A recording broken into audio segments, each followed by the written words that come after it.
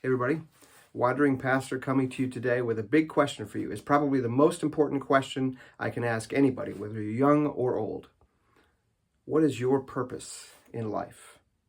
What is your vision for life? Why do you exist? At the end of your life, when you look back, and I realize for some of you, you may be young, you might be thinking, I don't need to think about that. Everybody does, because nobody knows, how long we'll be around. But at the end of your life, when you look back, if you had the opportunity to do that, how would you know you did it right? What would make you content? What would make you feel like, yes, I did that well. I did what I wanted to do. I fulfilled my purpose. I fulfilled my reason for existence. For some of you, it might be a lot to do with family. It might be your career. It might be an impact on your culture. It might be something that your faith provides. What is your purpose? What is your vision for life? Why do you personally exist? Every one of us has a unique fingerprint, a unique iris, unique DNA. So every one of us was made for a specific purpose. What is that purpose? I want to encourage you to grapple with that and to consider that. And you'll have to get sort of away from the TV, away from your phone.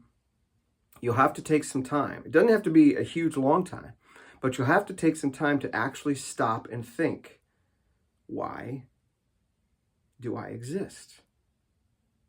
What is my purpose in life? And so as you do that, and I'm going to talk in the next couple of segments about your vision and your mission, and then maybe a strategy or how you determine your strategy to fulfill your vision and mission. But the biggest question you have to answer, and everybody does, is why do I exist? The scriptures provide a lot of information for us about these kinds of things. And one of them is actually in a book of Ecclesiastes. It's in the Old Testament. It's actually one of the wisdom books. And this one, it's honestly kind of a hard book to read. It can be depressing at times unless you really get the big picture. And at the end of the book of Ecclesiastes, the writer says this: remember chapter 12, verse 1. Remember your Creator in the days of your youth, before the days of trouble come and the years approach when you will say, I find no pleasure in them. Before the sun and the light and the moon and the stars grow dark and the clouds return after the rain.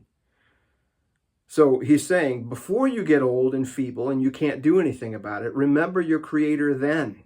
Remember your Creator in the days of your youth. And then allow him to impact how you live out the days of your youth. He talked about, remember him, your Creator, before the silver cord is severed. This is verse 6. Or the golden bowl is broken. Before the pitcher is shattered at the spring, or the wheel broken at the well. And the dust returns to the ground it came from. And the spirit returns from God to God who gave it. At the very end, verse 13, he says, now all has been heard. Here is the conclusion of the matter. Fear God and keep his commandments. This is the whole duty of man.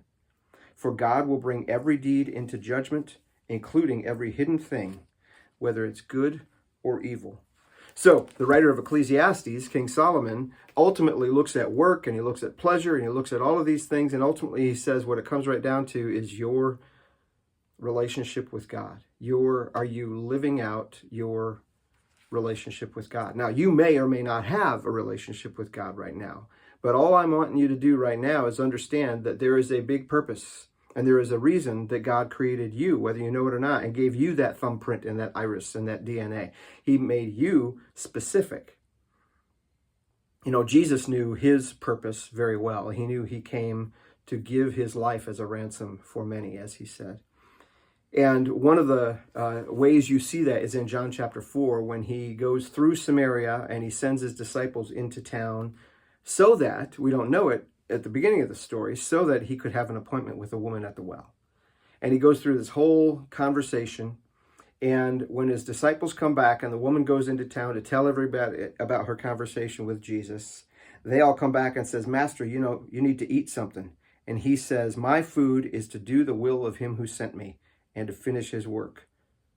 And he goes on to say, do you not say 4 months until the harvest? I tell you, open your eyes and look at the fields. They are ripe for harvest. what he's saying is, for me, I fill up in doing what God has called me to do, what God the Father has called me to do. And of course, they're like, wait, did he get food when we weren't here? How? That kind of thing. And they're missing the point. The point is, even Jesus especially knew that his will, his food, his energy, his sustenance came from doing the Father's will. And if you are a believer in Jesus Christ, you may have gotten hints in the past about the satisfaction that comes from when you're doing God's will. You are fulfilling the purpose he's given you. So we're going to talk about that next time. But here's, at the end of Paul's life, the Apostle Paul, who wrote a lot of the New Testament, most of the letters that we read and so on, at the end of his life, he said this to his disciple, his young apprentice, Timothy. He says, "For I am already being poured out as a drink offering, and the time has come for my departure. I have fought the good fight. I have finished the race. I have kept the faith. Now there is in store for me a crown of righteousness, which the Lord, the righteous judge, will award to me on that day. And not only me, but to all who have longed for his appearing." So in other words, Paul is saying, look, I've done what God has called me to do. I've given my life to the purpose he's called me for. And his purpose was unique to Paul in many ways. But he says, at the end of it, I know that I'm going to hit the tape strong. I'm going to run through the tape, if you will, of his life. And I know that when I get there, when I'm done, the Lord is going to give me the crown of righteousness that he has called me to. And you and I have that same opportunity, of course. But first, we have to figure out what is our purpose. Now, again, some of you may not have belief in God, and so you think, well, that's irrelevant to me. Okay, so figure out what it is without God. And I'm going to guarantee you this: you will be much more fulfilled, and it will make a lot more sense once you start opening yourself up to God and his design for you and his purpose for you. But until you do that, still figure it out. Ask your question and wrestle with this, grapple with it. What is my purpose in life? Why do I exist? And if you will take 15 minutes of quiet today, it may turn into 20 or 25, but if you will take 15 minutes of quiet, maybe a pen and a notepad is all you need. Don't use your phone, because you'll get off track. A pen and a notepad. And just think about, why do I exist? What is my purpose? At the end of my life, if I look back, what will I feel good about having fulfilled? Wrestle with that question today, and I'll talk to you about vision and how you determine it tomorrow, okay? Wandering Pastor saying peace. I hope you have a great day. If you have any questions or comments about any of these things, please email me at wanderingpastor@gmail.com. wanderingpastor@gmail.com. I answer every one of them. I'd love to do it.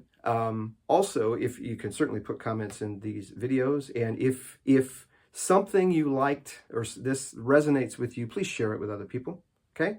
All right, thanks. Wandering Pastor. See ya.